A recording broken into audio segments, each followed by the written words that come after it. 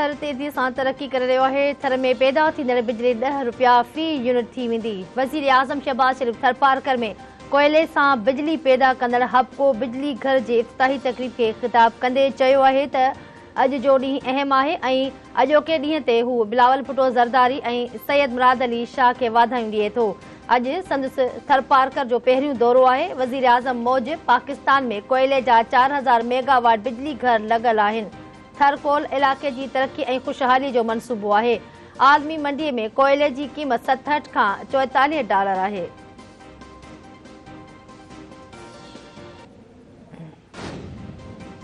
थर पार्कर की रेगिस्तान से फैसलाबाद की इंडस्ट्रीज को बिजली पहुंचा रहे होते।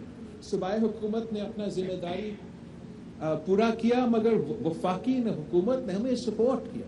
अगर सपोर्ट नहीं कर रहे होते, अगर सैबोटाज कर रहे होते, जैसे हमने थोड़ा बहुत एक्सपीरियंस किया 1-2 साल के लिए, तो बहुत मुश्किल होता हमें यहाँ पहुंचने तक। चाहते हैं कि शहबाज स्पीड से ये काम चले, तो अगर हमने शहबाज स्पीड से ये काम चलाना है तो आपके साथ मैं जानता हूं कि हम दिन रात अगर मेहनत करते हैं तो एनर्जी सेक्टर में सिर्फ आप 1 साल के अंदर ही अंदर एक ग्रीन इनकलाब लेकर आ सकते हो। थर पाकिस्तान के तब्दील करे छॾियो आहे। हाणे किते खे तब्दील कंदो। चाहियूं था त थर में शहबाज स्पीड सां कम हले। पीपल्स पार्टी चेयरमैन ऐं परॾेही मामलनि वारे वज़ीर बिलावल भुट्टो ज़रदारी चयो आहे त थर कोल मनसूबो शुरू थियण सां रोज़गार जा मौक़ा पैदा थिया आहिनि। कंहिंखे अंदाज़ो ई न हुयो त खारे पाणीअ मां ज़मीनूं आबाद थींदियूं। बिलावल भुट्टो ज़रदारीअ मूजिबि हुननि थर में तब्दीली आणे ॾेखारी।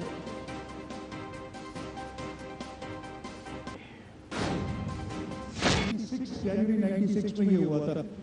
अगर उस वक्त इन पावर प्लांट्स पे काम शुरू हो जाता, माइनिंग शुरू हो जाती, सन 2000 से पहले हम 10,500 मेगावाट पावर कोल से बनाते, आज पाकिस्तान एक बदला हुआ मुल्क होता।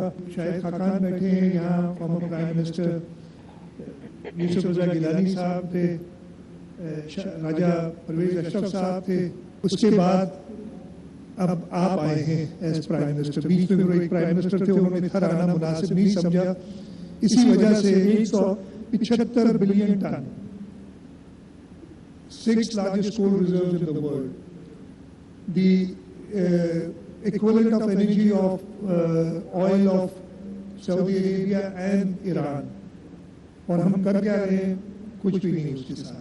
सिंध जो है ना सिर्फ कोल में रिच है, Sindh is the energy basket of Pakistan. हम 70% गैस पाकिस्तान का प्रोड्यूस करते हैं इस वक्त। हमारा विंड, रिन्यूएबल्स का विंड और सोलर का पोटेंशियल, विंड कॉरिडोर हमारा 50,000 मेगावाट दे सकता है। हम एक पैकेज की सूरत में इसको लाना चाहते हैं। सिंध के पास पाकिस्तान की एनर्जी क्राइसिस का हल है। All we need is support from the federal government.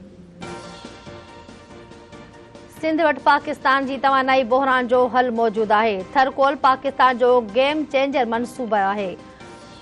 Board सब बिजली घर मनसूबे में देर थी। सिंध जे वॾे वज़ीर सैयद मुराद अली शाह चयो त थर में कोयले जा तमामु घणा ज़ख़ीरा आहिनि। वज़ीर आज़म शहबाज शरीफ जे थर अचण ते खेनि ख़ुशी थी आहे। थर कोल जे ब्लॉक 2 ऐं 1 ते कमु थी रहियो आहे। बोर्ड सबबि कमु रुकिजी वियो हो, न त अॼु 10,000 मेगावाट खां वधीक बिजली पैदा थी हा। थर जे कोयले मां बिजली जी पैदावार लाइ वसी तर रोड नेटवर्क, प्लेन ऐं हवाई अॾे जी ज़रूरत हुई। सिंध सरकार सख़्त मेहनत खां पोइ $750 मिलियन ख़र्च करे थर जे इंफ्रास्ट्रक्चर तामीर कयो। कोयले सां 660 मेगावाट पावर प्लांट ते कमु शुरू कयो वियो। 2022 जे आख़िर ताईं बिजली जी पैदावार वधी 2,640 मेगावाट थी वेंदी। क़ौमी खज़ाने खे $2 बिलियन जो फ़ाइदो पहुचंदो। सीपेक ते थर में $7.5 बिलियन जी सीड़पकारी थी आहे।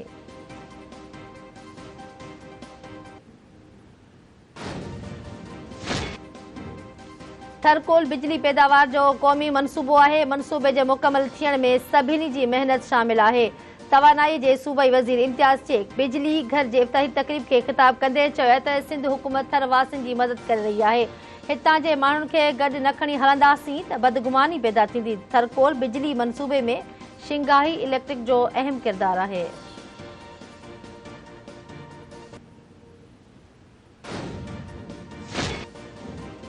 थरकोल मनसूबे जे मुकमल थियण ते मुबारकबाद पेश करियूं था।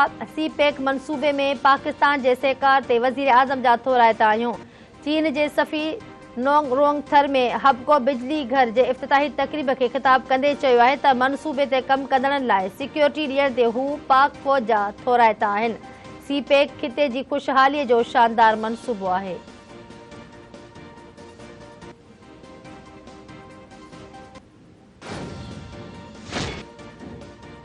रावलपिंडी जी अदालत वफ़ाक़ी घरू वज़ीर खे रूपोश करार ॾियण वारी दरख़्वास्त रद्द करे छॾी। हिकु भेरो ॿीहर राणा सनावला जी गिरफ़्तारी जा वारंट जारी, जवाबदार खे गिरफ़्तार करे पेश करण जो हुकुम। अदालती हुकुम ते एंटी करप्शन टीम जी वफ़ाक़ी घरू वज़ीर जी गिरफ़्तारीअ लाइ इस्लामाबाद जे सेक्रेटेरिएट थाणे आमद। पुलिस राणा सनावला जी गिरफ़्तारीअ जे हवाले सां कंहिं बि क़िस्म जो सहकार करण खां इनकार करे छॾियो। घरू वज़ीर एंटी करप्शन पंजाब ख़िलाफ़ अदालत वञण जो फ़ैसिलो करे वरितो।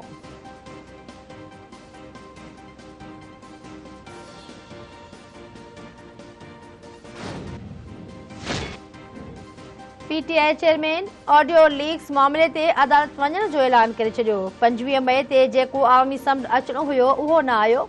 लांग मार्च जी प्लानिंग करे रहियो आहियां, कंहिंजो डपु न आहे, न ई वरी कंहिंखां डिॼूं था। असांजी हर हंधि टेप रिकॉर्डिंग कई पई वञे। हू चाहिनि था त असां संदन हुकूमत खे तस्लीम करियूं। इमरान ख़ान जो रावलपिंडी में कानूवेशन खे ख़िताब।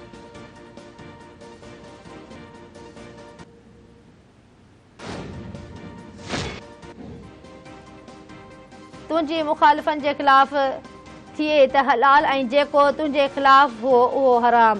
तुंहिंजी हर ॻाल्हि में फितनो, शिर ऐं साज़िश आहे। मुस्लिम लीग नून जी नाइब सदर मरियम नवाज़ जी तहरीक इंसाफ़ सरबराह इमरान ख़ान ते छिती तनक़ीद।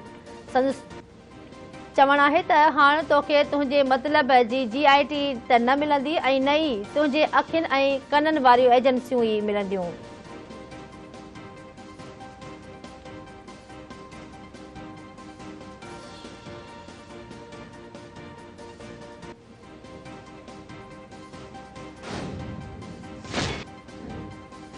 इमरान ख़ान अदालत वञण खां पहिरीं GIT में पेश थिए मुल्क ख़िलाफ़ न्याज़ी सॼी प्लानिंग पधरी थी वई आहे। PTI जो तमाशो अवाम खे वधीक बेवकूफ़ नथो बणाए सघे। सुद समा वारी वफ़ाक़ी वज़ीर मरियम औरंगज़ेब इमरान ख़ान जे बयान ते रद्द अमल।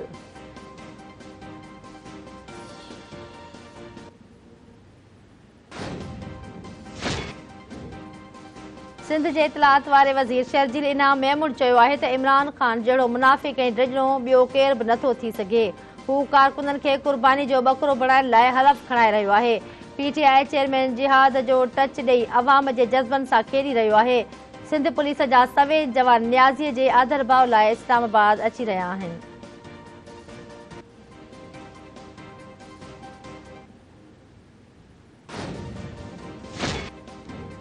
16 अक्टूबर ते रिथियल नंढी चूंड हिकु भेरो ॿीहर मुलतवी थियण जो इम्कान। इलेक्शन कमीशन वफ़ाक़ी घरू वज़ारत जे ख़त जो जाइज़ो वठण लाइ सुभाणे हंगामी इजलास सॾाए वरितो।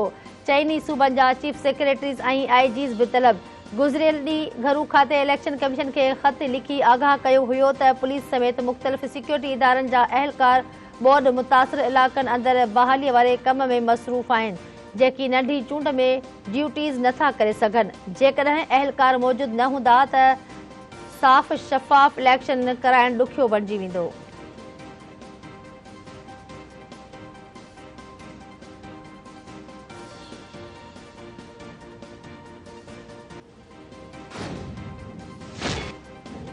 स्टेट बैंक नई मॉनिटरी पॉलिसी जो ऐलान करे छॾियो। व्याज 6-15% बरक़रार। स्टेट बैंक मौज महांगाई ऐं करंट अकाउंट खसारो घटियो आहे।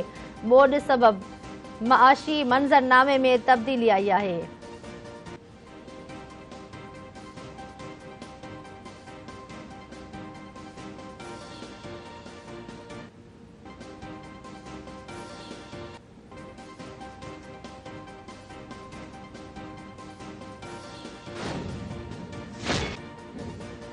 MQM अॻवान कामरान टेसूरी सिंध जे गवर्नर तौरु हलफ़ खणी वरितो। सिंध हाई कोर्ट जे चीफ जस्टिस अहमद अली शेख खेसि हलफ़ खणायो। हलफ़ बरदारी तक़रीब में वॾे वज़ीर सैयद मुराद अली शाह जी काबीना मेंबरनि समेत शिरकत।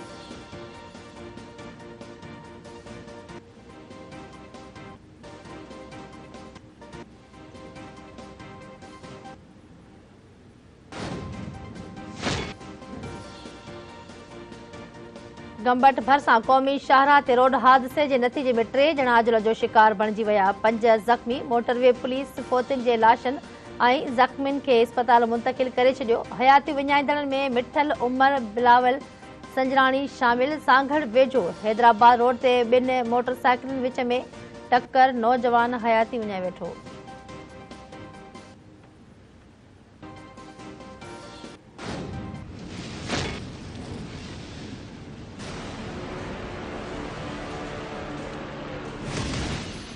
Behold, the king of the Koopas!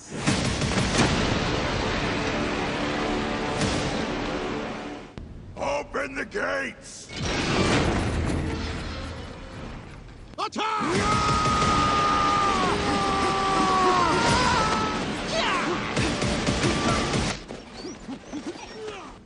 I do not.